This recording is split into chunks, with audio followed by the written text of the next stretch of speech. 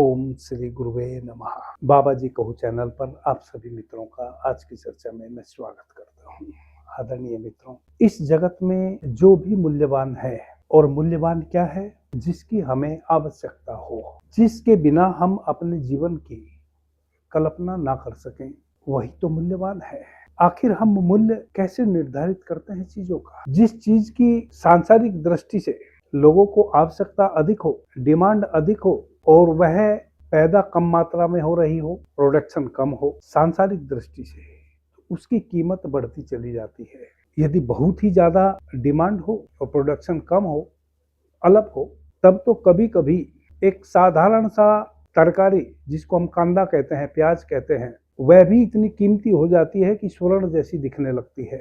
बहुत बार हमारे भारतवर्ष में ऐसा हुआ है, मेरे अपने जीवन काल में, जब प्याज के दाम इतने बढ़ गए कि एक एक प्याज देखने में भी जितनी सुंदर दिखने लगी, उतनी वैसे वह कभी भी ना थी। जैसे जैसे जरूरत बढ़ती है और प्रोडक्शन कम होता है, पैदावार कम होती है, तैसे तैसे सांसारिक दृष्टि से आवश्यक चीजों की कीमतें बढ़ जाती हैं।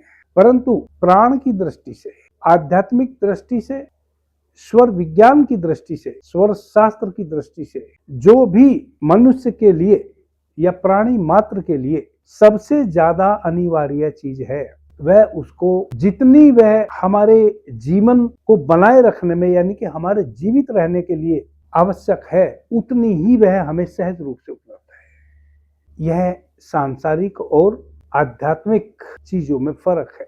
सांसारिक चीजें जितनी उनकी हमें अधिक आवश्यकता होगी, उतना ही वो महंगी होती चली जाएंगी, उनकी कीमत बढ़ती चली जाएगी। आध्यात्मिक दृष्टि से, प्राकृतिक दृष्टि से, स्वर विज्ञान की दृष्टि से, जो चीज हमारे जीवन के लिए जितनी ज्यादा उपयोगी है, जिसके बिना हम अपने जीवन की कल्पना ना कर सकते हो, वह उतनी ही हमें सहज रूप से उपलब्ध है। जैसे वायु सबसे महत्वपूर्ण है हमारे जीने के लिए। हमें श्वास तो लेनी पड़ेगी, श्वास नहीं आना मृत्यु का द्योतक हो जाता है। और श्वास लेने के लिए हमें कुछ भी नहीं जुटाना पड़ता, कुछ भी, श्वास हमें सहज रूप से उपलब्ध है। वायु ने हमें चारों तरफ से घेरा हुआ है। मजे की बात है, बिना वायु के जीवन की कल्पना नहीं हो सकती, क्योंकि श्वास नहीं आएगी तो प्राण तत्व भी भीतर नहीं आएगा।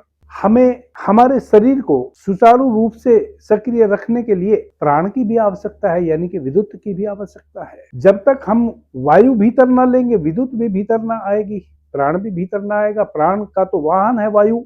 यदि वाहन ही ना हो तो प्राण जिस वाहन से गति करता है वह गति ही ना कर पाए। कितनी अनिवार्य है और कितनी सहज है। केवल हवा हम भीतर ग्रहण करें, पूरक करें हवा का, और वह प्राण रहित हो, तब भी हमारे जीवन की कल्पना नहीं की जा सकती। बिना प्राण के हमारा जीवन नहीं है। प्राण जीने के लिए आवश्यक है, या कहें कि प्राण ही जब तक इस शरीर के भीतर है तब तक हम जीवित है। प्राण के माध्यम से, या ऐसा भी हम कह सकते हैं कि वह जो प्राण है, जो श्वास के माध्यम से प्रति पल हम अपने भीतर ग्रहण करते हैं, वह प्राण वही हमारे भीतर जी रहा है। जब तक वह निरंतर गति कर रहा है हमारे भीतर, तब तक शरीर गर्म है। जैसे ही प्राण शरीर में गति करना बंद कर देता है, शरीर ठंडा पड़ जाता है, जिसको मृत्यु कहते हैं। इसी प्रकार से और बहुत सारी प्रकृति प्रदत्त चीजें हैं जिनके बिना आप अपने जीवन की कल्पना नहीं कर सकते। जल, अग्नि, अग्नि भी आपको आपके सूर्य स्वर के माध्यम से सहज रूप से उपलब्ध है। जितने तापमान की आपके शरीर को जब आवश्यकता है, उतना तापमान बनाए रखने के लिए आपका सूर्य स्वर सक्रिय रहता है। जितनी आपको शीतलता की आवश्यकता है, उतनी शीतलता बनाए रखने के लिए आपका चंद्र स्वर सक्रिय रहता है। और यह सब ऑटोमेटिक हो रहा है। इसके लिए कुछ भी आपको नहीं करना पड़ रहा, यह बिल्कुल सहज रूप से हो रहा है। सच पूछे तो इसमें अवरोध भले हम कुछ डाल देते हों, श्वास लेने की प्रक्रिया में सूर्य की शक्ति को भीतर भरने में, चंद्र की शक्ति को भीतर ऑब्जर्व करने में बाधा भले हम डाल देते हों, परंतु इस प्रक्रिया को पूर्ण करने के लिए हमारा कोई सहयोग नहीं है। यह हमें सहज रूप से उपलब्ध है। जल हमें सहज रूप से उपलब्ध है। भोजन नाना प्रकार के जो हम ग्रहण करते हैं, उसके पीछे जो स्वाद है, वह स्वाद सहज रूप से उपलब्ध है। सहज रूप से आपको किसी भी भोजन में स्वाद डालने की आवश्यकता नहीं है। आप ककड़ी खीरा खाएंगे तो उसका स्वाद आपको भीतर मिलेगा, खट्टी चीजें खाएंगे तो उसका स्वाद, मीठी चीजें खाएंगे तो उसका स्वाद आपको मिलेगा। स्वाद आपको डालना नहीं पड़ता, सहज रूप से उपलब्ध है। जल सहज रूप से उपलब्ध है, और जो भी यह चीजें सहज रूप से उपलब्ध हैं, इसी के प्रति हमारी कोई जागरूकता नहीं है। आदरणीय मित्रों, आप जानते हैं इस चैनल पर हम स्वर विज्ञान की सीरीज चला रहे हैं। अभी तक 124 के करीब चर्चा इस चैनल पर स्वर विज्ञान से संबंधित हो चुकी है। इस कारण से अब यह बातें करना बहुत अनिवार्य हो गया है, जो मैं अभी आपसे कर रहा हूं और जो आगे करने वाला हूं। सर्वप्रथम तो मैं आप सभी भाई बहनों को यह बता देना चाहता हूं कि स्वर विज्ञान तब तक नहीं सध सकता जब तक आपके भीतर जो सहज रूप से घटनाएं घट रही हैं, जैसे श्वास का भीतर आना, श्वास के साथ प्राण का आना, सूर्य और चंद्र की शक्ति का स्वाभाविक रूप से संतुलन आपके भीतर बनना, इनके प्रति सचेत जब तक आप नहीं होएंगे, अवेयर नहीं होएंगे, यह कब कैसे किस रूप में घटना घट रही है, कौन सी स्थिति आपके शरीर में वैसी उत्पन्न हो गई है कि सूर्य स्वर को सक्रिय होना पड़ा, वह कौन सी अवस्था है, वह कौन सी सिचुएशन है आपके भीतर की जब आपके चंद्र स्वर को सक्रिय होना पड़ा, यह तब तक जब तक आप जान न लेंगे तब तक आप स्वर शास्त्र के इस महान विज्ञान को सही प्रकार से धारण नहीं कर पाएंगे और इसका लाभ भी नहीं ले पाएंगे। एक बात। दूसरी बात, मैं आप भाई बहनों को यह भी कहना चाहता हूं कि मैं स्वर विज्ञान से संबंधित जितनी भी सूत्र भगवान शिव ने माता पार्वती को कहे हैं और एक एक सूत्र के व्यापक अर्थ हैं, उन सभी को धीरे धीरे आपके समक्ष लाने का प्रयास कर रहा हूं। इसका मतलब यह नहीं है कि आप संपूर्ण बातों को सुनकर अपने जीवन में धारें। सुनना आपके लिए सब कुछ अनिवार्य है, परंतु स्वर विज्ञान को पूरा का पूरा एक एक बात को अपने भीतर धारण कर लेना अनिवार्य नहीं है। मैं तो चूंकि आपको अभी सिखा नहीं रहा हूं, फर्क समझो। यदि मैं एज ए टीचर आपको स्वर विज्ञान सिखा रहा हूं, तब तो मैं फिर उतनी ही बातें आपके समक्ष करूंगा जितनी आपके लिए अनिवार्य है, जितनी बातों को आप सही प्रकार से समझ सकते हैं। जो जटिल बातें हैं उनको आपके समक्ष नहीं लाऊंगा, क्योंकि फिर टीचिंग का तो अलग सिद्धांत है कि आपको किस प्रकार से बताया जाए और कितना बताया जाए, और कब कितने के आप योग हो गए तो फिर उसके आगे का बताया जाए। मैं आपको टीचिंग नहीं दे रहा हूं, मैं तो केवल इस महान विज्ञान पर चर्चा कर रहा हूं। 395 श्लोक भगवान शिव ने माता पार्वती को शिव सर्वोदय विज्ञान में कहे हैं। जैसे कि मैंने अभी भी कहा कि एक एक श्लोक का व्यापक अर्थ है। मैं तो धीरे धीरे इस चैनल पर वह सारा व्यापक अर्थ आपके समक्ष लाने का प्रयत्न कर रहा हूं, प्रयास कर रहा हूं। उसमें से जितनी चीजें आपके काम की हो उतनी चीजों को आप संभाल लीजिए। जो आपके काम की ना हो या जो आपको जटिल दिखाई देती हो उसको अभी आप छोड़ दीजिए। जितना आपके काम की हो केवल उतने का अभ्यास कीजिए। इसीलिए मैं आज की यह चर्चा कर रहा हूं कि चाहे आप स्वर विज्ञान के प्राथमिक सिद्धांतों का पालन करें, तब भी आपको यह अनिवार्य है जो आज मैं आपको कह रहा हूं। आपको जो सहज रूप से आपके साथ प्राकृतिक घटनाएं घट रही हैं, जैसे श्वास का आना, भीतर वायु का रेचक पूरक होना, यह जो स्वाभाविक घटना घट रही है, इसमें आप किसी भी प्रकार का अड़ंगा ना डालें। इसको कम से कम सहज रूप से आप स्वीकार करना सीख लें। कैसे सीखेंगे वह भी बताऊंगा। तो आप स्वर विज्ञान के प्राथमिक जो लाभ हानि हैं उनको जीना शुरू कर देंगे, हानि से बच जाएंगे, लाभ को ग्रहण करते चले जाएंगे। एक बार वापस फिर से कह देता हूं, कई मित्रों को ऐसा लगता होगा कि भाई ये तो हमारे लिए बहुत भारी होता जा रहा है, गुरुजी तो बताए जा रहे हैं। और कई बार तो चूंकि भगवान शिव ने कई श्लोकों में कई प्रकार की बातें कही हैं, वहां और विचलित हो जाते हैं कुछ भाई बहन कि पीछे तो इस संबंध में वैसा कहा गया है, अब वैसा कहा जा रहा है। यह एक स्टेज की बात है। जब आप एक तल से दूसरे तल पे पहुंचते हैं तब आपको वह चीज समझ में आती है कि उसका वहां क्या मतलब है। और चूंकि मैं आपको टीचिंग नहीं दे रहा हूं, इसलिए मैं तो स्वर विज्ञान की सभी संभावनाओं पर चर्चा कर रहा हूं इस चैनल में। क्योंकि कुछ भाई बहन वैसे भी हैं जो पूरी की पूरी स्वर विज्ञान की संभावनाओं में प्रवेश करना चाहते हैं, उनके लिए भी तो बात करनी पड़ेगी। मैं आपको टीचिंग नहीं दे रहा हूँ, स्वर विज्ञान की संभावनाओं को आपके समक्ष ला रहा हूँ। आदरणीय मित्रों, मेरा नम्र निवेदन है, यदि सच में आपको स्वर विज्ञान में रुचि है तो आप इन सहज प्रक्रियाओं के प्रति सचेत हो जाएं, अवेयर हो जाएं। 24 आवर्स जब तक आप होशो हवास में हैं, यानी कि निद्रा से बाहर हैं, जागृत अवस्था में हैं, और चाहे आप जो भी कार्य कर रहे हैं, आप इस नेचुरल सहज सी प्रक्रिया को अपने भीतर घटते हुए साक्षी बनकर देखें। कब श्वास बाहर गई, कब श्वास भीतर गई, कब श्वास बाहर गई, कब श्वास भीतर गई।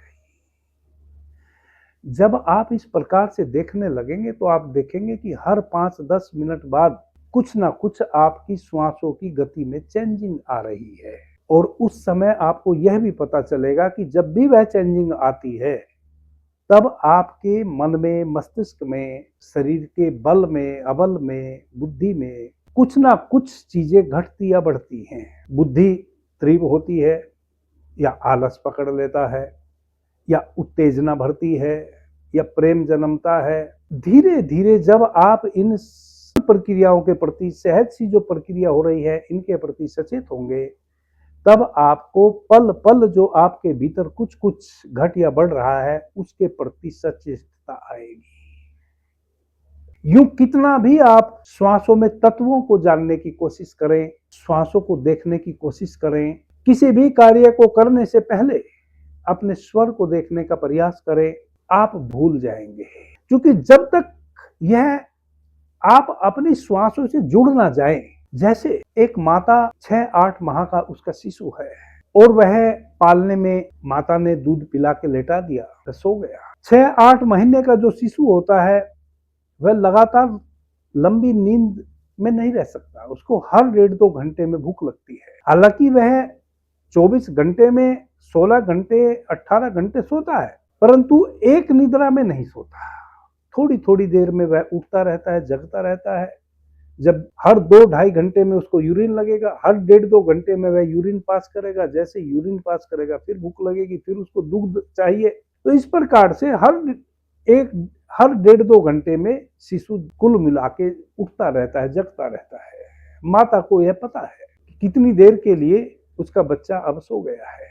माता ने उसको पालने में कहीं लिटा रखा है और वह दूर अपने घर के आंगन में घर का कोई कार्य कर रही है। थोड़ा सा भी बच्चा अपने पालने में कुनकुनाता है, अगल बगल में और लोग भी हैं, घर के बच्चे का पिता है, भाई है, बहन है, दादा दादी, बहुत लोग हैं परिवार में, उनको उसकी उस हल्की सी कुनकुनाहट का पता नहीं चलता, लेकिन माता को पता चल जाता है। क्योंकि माता चाहे कितनी भी दूर रहे अपने शिशु से, फिर भी उसकी चेतना का एक धागा उस शिशु से जुड़ा है। वह थोड़ा भी कुनकुनाता है, तुरंत उसको पता चल जाता है, तुरंत वह उसके पास आती है, फिर उसको दूध पान कराती है, सुला देती है, फिर काम में लग जाती है। कई बार माता बच्चे को रोने देती है, काम में लगी रहती है। इसका मतलब यह नहीं कि उसको पता नहीं चला, इसका मतलब केवल इतना हो सकता है कि जिस काम में वह लगी है वह उस समय निपटाना अनिवार्य है, परंतु बच्चे का उसको पता है। इतना ही संग साथ आपका आपकी श्वासों के प्रति एनी टाइम जब तक होना जाएगा, तब तक आप भूल जाएंगे कौन से स्वर में हमें कौन सा कार्य करना है। घर से निकल पड़े तब पता चला अरे स्वर तो देखे ही नहीं थे। इसी प्रकार से कोई भी कार्य है। फिर तत्व तो और भी संगीन मामला है, थोड़ा गहरा है। तत्वों का पता 8 प्रकार से किया जा सकता है। वह 8 प्रकार मैंने अपने दोनों चैनल पर विस्तार से बताए हैं। फिर भी अभ्यास करते करते सालों बीत सकते हैं, ना सदे, परंतु यदि आप अपनी श्वासों के प्रति सचेत रहते हैं तब आपको अपने भीतर होने वाले प्रतिपल परिवर्तन का पता चलता रहता है, बिना किसी के बताए और बिना सीखे। जैसे कि मैंने कहा कि हर 10-15 मिनट में तो कुछ ना कुछ परिवर्तन आता है। जैसे 5 तत्व मुख्य रूप से पृथ्वी, जल, अग्नि, वायु, आकाश हमारी श्वासों में निग्रह करते हैं। उनका अपना कर्म है, उनका अपना समय है। प्रत्येक 2.5 घड़ी में श्वास भी बदलते हैं। सूर्य स्वर बह रहा है तो 2.5 घड़ी के बाद चंद्र स्वर, यानी कि 1 घंटे बाद 24 मिनट की 1 घड़ी होती है। अब यह प्रक्रिया और भी सूक्ष्म हो जाती है। एक एक तत्व में 5 तत्वों का फिर निग्रह होता है। पृथ्वी जल अग्नि वायु आकाश, यह पृथ्वी तत्व जब बह रहा हो तब अपना अपना अनुभव कराते हैं। वह जो 20 मिनट का समय है पृथ्वी तत्व बहने का, उस 20 मिनट में पांचों तत्व निग्रह करते रहते हैं आपकी श्वासों में। थोड़ा जटिल है। और जैसे जैसे वह पांचों तत्व निग्रह करते हैं पृथ्वी तत्व में, इस प्रकार से 5 तत्व है, 5 तत्वों में 25 तत्व, पांचों तत्वों में 25 भेद हैं। और यह भेद आपको कितना भी समझाया जाए नहीं पकड़ पाएंगे। इस छोटी सी प्रक्रिया से पकड़ लेंगे। छोटी सी प्रक्रिया क्या है? जो चीज आपके लिए सहज है, और मैं फिर से इस बात को दूसरे प्रकार से आपको कहने का प्रयास करता हूं, आदरणीय मित्रों, सच में जिस चीज की आपको सख्त अनिवार्यता है, जितनी घनी आवश्यकता है जिस चीज की, वह उतनी ही आपके लिए सहज रूप से उपलब्ध है। और मैं सांसारिक चीजों की बात नहीं कर रहा हूं, उतनी ही सहज रूप से उपलब्ध है। यूं आप 2 साल, 4 साल, 10 साल, वर्षों एक एक तत्व में पांचों तत्वों को जानने की, समझने की कोशिश करें। क्या पता ना समझ पाए, समझ भी पाएंगे परंतु बहुत समय लग जाएगा। और क्या पता ना समझ पाए, इसका मतलब यह है कि कुछ दिन, आज का जो समय है और आज का जो युवक है या युवती है, उनके पास पैसेंस नहीं है। कुछ दिनों में ना पता चला तो फिर वह यही मान लेते हैं कि होगा ही नहीं, होता तो भला हमारी समझदारी में क्या कमी है, हमें पता चल जाता। इस कारण से कह रहा हूं कि क्या पता ना चले, क्योंकि आप छोड़ ही देंगे उकता के। परंतु यदि आप अपने श्वासों के प्रति सहज हों, क्योंकि श्वास सहजता से बह रही है, केवल आपको सहज होना है। और सहज भी कहाँ होना है? केवल अवेयर होना है। तो आपको भीतर के भेद का पता चलना शुरू हो जाएगा और फिर आप दुनिया को सिखाएंगे, क्योंकि जो आपके भीतर घट रहा है वही फिर सबके भीतर घटता है। कब, किस क्षण, किस घड़ी आपके भीतर क्या चेंजिंग आई, मानसिक रूप से, हार्दिक रूप से, स्वाद के रूप में आप अधिक चंचल हो गए, सहज हो गए, स्थिर हो गए, आक्रोशित हो गए, यह सब घटना घटती रहती है आपकी श्वासों। यदि आप ध्यान देंगे तब आपको पता चलेगा कि आहा, जब इस रिदम में मेरा श्वास बहता है तो मेरी मन की स्थिति ये होती है, मेरी शरीर की स्ट्रेंथ ये होती है, मेरी हार्दिक दशावस्था यह होती है। कब? जब एक विशेष पैटर्न में मेरा श्वास चलता है। आपने वह पैटर्न पकड़ लिया। कब पकड़ पाएंगे? जब आप सहज होंगे श्वास के प्रति। कुछ कुछ तो भिन्नता प्रत्येक व्यक्ति में है, थोड़ी थोड़ी भिन्नता प्रत्येक व्यक्ति में है। इस प्रकार से आप अपने पैटर्न को पकड़ लिए कि जब मेरी श्वास इस प्रकार से बहती है, जैसे श्वास बिल्कुल सहज रूप से आ रही है, या गरम गरम आ रही है, या श्वास का पता ही नहीं चल रहा है, या श्वास का पूरा पता चल रहा है, भर भर के श्वास आ रही है बाहर। अब आपको उसकी लेंथ भी जानने की आवश्यकता नहीं पड़ेगी कि 4 अंगुल, 8 अंगुल, 12 अंगुल, 16 अंगुल, 1 अंगुल, आवश्यकता ही नहीं पड़ेगी। आपको तो अपनी श्वासों से, चूंकि आप जुड़ गए, अपने आप भीतर पता चलने लगेगा कि अब भर भर के श्वास आ रही है। मानसिक दशावस्था यह है, शारीरिक दशावस्था यह है, शरीर शक्ति फील कर रहा है कि बोझिलता फील कर रहा है, कि चंचलता फील कर रहा है, कि उष्णता फील कर रहा है, अच्छे भाव आ रहे हैं कि बुरे भाव आ रहे हैं, ये सब आपको पता चल जाएगा। और फिर आप यह भी कर सकते हैं कि उसी प्रकार से श्वास लेने का अभ्यास करने लग जाएंगे आप भविष्य में। जब आपको पता चल जाएगा कि कब किस स्थिति में मेरी श्वास बाहर आती है और उस समय मेरी क्या सिचुएशन होती है तन मन की, तो फिर जो आपके लिए सहज है, सुलभ है, लाभदायक है, उस पैटर्न को आप पकड़ लेंगे। और फिर उस पैटर्न को पकड़ के आप उस अनुरूप अपनी श्वासों को साध सकते हैं कि वैसी ही आपकी श्वासें निरंतर बहने लगे और आप उस अभ्यास में निरंतर रहें, आप उस अवस्था को निरंतर उपलब्ध रहें। अब यह कैसे होगा, कैसे हम अपनी श्वासों से जुड़े, इसका भी बहुत सरल उपाय है। बिस्तर पर जगते से ही, जैसे ही निद्रा से जगते हैं, एक बात का उसी समय संकल्प ले लो, और वह यह ले लो कि मैं एक भी श्वास को उथला उथला नहीं लूंगा। इतना भर कर लो, जल्दी जल्दी श्वास नहीं लूंगा, एक एक श्वास को गहरा लूंगा, चाहे जो सिचुएशन हो जाए, कुछ भी हो, मैं श्वास को गहरा लूंगा, उथला उथला नहीं लूंगा। या कुछ भी हो, या क्या हो सकता है? कुछ भी क्या हो सकता है? कुछ भी यह हो सकता है, आपके दैनिक जीवन में इस प्रकार की घटना घटेंगी कि आपको क्रोध आएगा, आप भूल जाएंगे अपनी श्वासों को, श्वासों की गति बढ़ जाएगी। और चूंकि हम अपने दैनिक जीवन में इस अवस्था से तो कई बार गुजर सकते हैं, कई बार तो ऐसी घटना घट जाती है किसी का फोन आया और फोन पे उसने कुछ आपत्तिजनक बातें आपको कही और आप फोन पर ही इतने क्रोधित हो गए कि गालियां देने लगे, आपके हाथ पैर कपने लगे, इतना क्रोध आ गया और इतने क्रोधित हो गए कि आप यह भी भूल गए कि आप कहाँ हैं इस समय, अपने घर पे हैं, दफ्तर में हैं कि किसी सार्वजनिक स्थल पे हैं। अभी कुछ दिन पहले पेट्रोल पंप पर मैं फ्यूल ले रहा था गाड़ी में, तो मेरे आगे जो व्यक्ति फ्यूल ले रहा था मैं फोन से लड़ रहा था किसी के साथ, उसकी गाड़ी में फ्यूल भर गया और बड़ा लफड़ा हो गया। वह सामने वाले से पहले से ही फोन पे क्रोधित था और पेट्रोल पंप पे पहुंच गया बात करते करते। पेट्रोल पंप वाले ने पूछा कितना तेल गाड़ी में भर दूं, उसने कुछ इशारा किया, उसने उस इशारे को समझ के उतना तेल भर दिया। उसका इशारा कुछ कम तेल भरवाने का था, तेल भरवाने वाला वह जो कर्मचारी था वह कुछ उसको ज्यादा समझ गया। अब उसके पास उतने पैसे नहीं है। वह कह रहा है कि मैंने तो तुझे इतना ही बोला था। वो बोला कि भाई बोला तो आपने था ही नहीं, आपने तो इशारा किया था। वो बोला नहीं, मैंने आपको बोला था। अब वो एक झगड़ा वहां समाप्त भी नहीं हुआ कि दूसरा झगड़ा पेट्रोल पंप के मालिक मैनेजर तक पहुंच गया। बोला इसकी गलती है, इसने इतना फ्यूल डाल दिया, इतना मेरे पास पैसे नहीं थे, मुझे जितनी आवश्यकता थी मुझे तो उतना ही लेना था। यह सब क्रोधवश होता है। हम भूल जाते हैं हम कहाँ हैं, क्यों हैं, क्या कर रहे हैं और दूसरों को फिर दोषी ठहराते हैं। तो चाहे जो हो जाए इस तरह की घटना घटेंगी।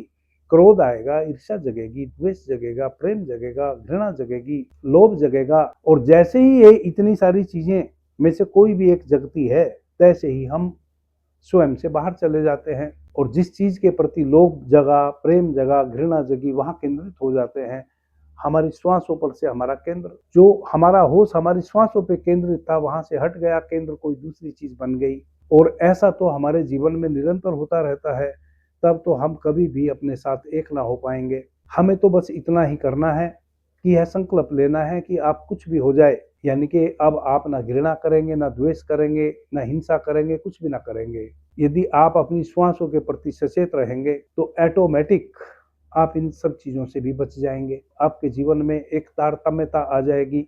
यह तो आपको बाय प्रोडक्ट मिलेंगी सारी चीजें कि आप ईर्ष्या से भी बच गए, घृणा से भी बच गए, क्रोध से भी बच गए, सब चीजों से बच गए, अपने पे केंद्रित हो गए। तो फिर जब अपने से केंद्रित हो गए तो अपने भीतर की जो वह सहज संभावनाएं हैं उनसे आपका नाता जुड़ गया। और अब आपको किसी भी डॉक्टर की जरूरत नहीं, किसी आचार्य की जरूरत नहीं, किसी गुरु की जरूरत नहीं। आपकी श्वासें ही आपकी गुरु हैं।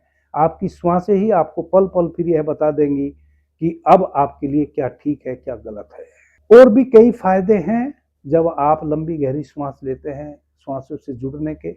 अभी लगातार मुझे दो चर्चा करनी है, एक और क्या क्या फायदे हैं, और फिर एक प्राणायाम की बहुत महत्वपूर्ण विधि भी मैं आपको बताऊंगा, जिस विधि के माध्यम से भी आप अपने से जुड़ जाएंगे और एक प्राण ऊर्जा के पुंज भी बन जाएंगे। आदरणीय मित्रों, वापस से फिर दोहरा देता हूं, यदि आपकी सच में स्वर विज्ञान में रुचि है, भगवान शिव माता पार्वती को कई वचनों में ऐसा कहे हैं कि हे देवी, जब तक साधक अपनी श्वासों के प्रति सजग नहीं होगा, यानी कि उस सोहम मंत्र को उपलब्ध नहीं होगा जो 21,600 टाइम आप श्वास लेते हैं 24 घंटे में, और आपकी श्वासों में वह सोहम शब्द निरंतर निस्सर्त हो रहा है, उससे नहीं जुड़ेंगे, तब तक आप स्वर विज्ञान का एक रत्ती भी लाभ नहीं ले पाएंगे। इसलिए बहुत से मित्र प्रश्न करते हैं कि गुरुजी मैंने तो सही सूर्य स्वर में, सही चंद्र स्वर में ऐसा किया था, वैसा किया था, परंतु मेरा तो नुकसान ही हुआ। यह सब आप ठीक कह रहे हैं, परंतु आप गलत कह रहे हैं। जब तक आप अपनी श्वास के प्रति सचेत नहीं होंगे, तब तक आप सच में ही सूर्य स्वर में या चंद्र स्वर में कार्य किए थे, यह मैं मान ही नहीं सकता। मैं क्यों नहीं मान सकता? क्योंकि बाहर जाती हुई श्वास हमारी मृत्यु का प्रतीक है। भगवान शिव स्वरोदय विज्ञान में शुरुआत के सूत्रों में ही कहे हैं कि हे देवी, बाहर जाती हुई श्वास दुख स्वरूप है और भीतर आती हुई श्वास सुख स्वरूप है। दुख यानी कि नकारात्मकता, दुख यानी कि मृत्यु, दुख यानी कि नेगेटिविटी, सुख यानी कि आनंद, सुख यानी कि विधायक दृष्टि, सुख यानी कि पॉजिटिविटी, यानी कि जीवन। तो जब हम किसी भी स्वर में करने वाला कोई कार्य शुरू करते हैं, बहुत छोटा पल होता है कि आपने उस कार्य को शुरू किया, उस समय आप श्वास छोड़ रहे थे कि ले रहे थे। यदि छोड़ रहे थे उस समय आपने कार्य को शुरू किया तो नकारात्मकता में शुरू किया, उसका रिजल्ट भी नकारात्मक ही आएगा। श्वास ले रहे थे उस समय आपने शुरू किया तो सकारात्मकता में आपने शुरू किया तो उसका रिजल्ट भी सकारात्मक आएगा। और यह इतने छोटे पल क्षण होते हैं कि आपको पता ही नहीं चलता कि सामने वाले ने यदि आपसे कुछ पूछा है उस समय आप श्वास ले रहे थे कि छोड़ रहे थे। आप तो देखेंगे कि मेरा सूर्य स्वर चल रहा है तो इसको क्या जवाब दूं, तो आप सूर्य स्वर के हिसाब से जवाब दे देंगे जो कि सही नहीं होगा। इन भेदों का पता आपको तभी चलेगा जब आप अपने से जुड़ेंगे, अपने से यानी कि अपनी श्वासों से। और श्वासों से जुड़ने का और कोई तरीका नहीं है। इस जगत का सबसे सर्वोत्तम, सबसे सर्वोत्कृष्ट तरीका यही है कि आप गहरी श्वास लेना शुरू करें। आप संकल्प ले कि एक भी श्वास उथली उथली नहीं लूंगा, चाहे जो हो जाए। और यदि भूल चूक हो जाए, किसी क्षण पल दो पल के लिए आप भूल जाए, तो तुरंत अपने संकल्प को दोहराएं कि अब नहीं भूलूंगा और वापस से अपनी श्वासों पर केंद्रित हो जाएं। इसके अतिरिक्त दूसरा कोई उपाय नहीं। प्राणायाम इत्यादि की जो विधियां हैं मैंने पीछे भी बताई हैं। और एक बहुत महत्वपूर्ण विधि, एक चर्चा और श्वासों पर करके फिर प्राणायाम की बहुत महत्वपूर्ण विधि मैं बताने वाला हूं इस चैनल पे। वह विधियां केवल इतना ही करती हैं कि आपके भीतर की प्राण वाहिनी नाड़ियों को, जो नकारात्मक ऊर्जा से ओतप्रोत है, जहां प्राण ऊर्जा पहुंच ही नहीं रही है, वह पहले से ही अवरुद्ध है, उस अवरोध को दूर कर दे, उस नकारात्मक, उस भैकंप को खत्म कर दे, ताकि सही मात्रा में आपके एक 72,000 प्राण वाहिनी नाड़ी में प्राण का प्रवेश हो और आप ज्योतिर्पुंज बन जाए। वरना तो सहज रूप से श्वास को गहरा जाने देना ही पर्याप्त है।